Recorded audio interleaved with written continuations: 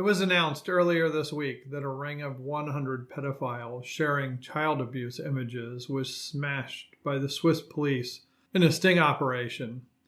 They were working with the National Center for Missing and Exploited Children in the U.S. when they seized hundreds of computers and searched dozens of homes across a large district in Switzerland. The operation itself took place from September 1st until October 31st, but the details were just revealed publicly on Monday. So, what does this have to do with open source news, you ask? Well, this week we talk about Meta doing some good, but we also ask, what could go wrong? I'm Derek Weeks, reporting from the heart of Little America. This week, Meta announced a new open source content moderation tool. What's it do, you ask? Well, it spots and removes violating content at scale. Terrorism images, child exploitation videos, child abuse images, and other abuse.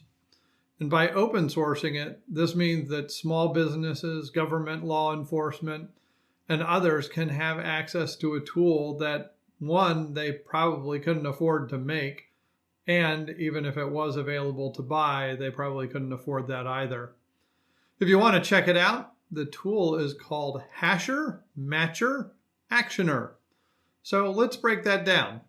Every image has a hash identifier that lives with it. This makes the image unique. So for example, if I take a selfie and share it with 100 people, the hash remains the same. Now, imagine we could collect the hashes of violating images or videos and store them in a central database.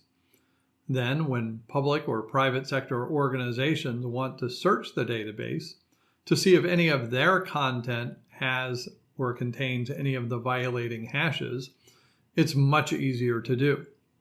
Also, public and private sector organizations can submit their own sets of violating hashes to the database.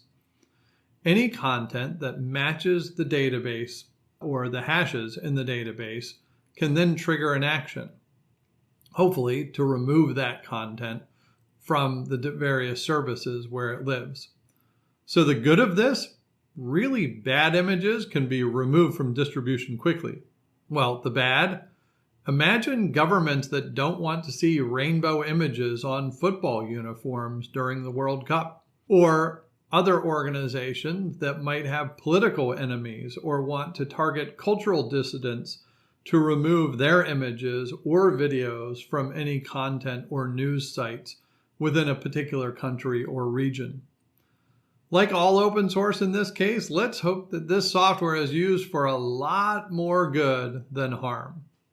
But I'll have to be one of the many echoing again, with great power comes great responsibility. Listen to today's entire episode of It's 505 on your favorite podcast platform.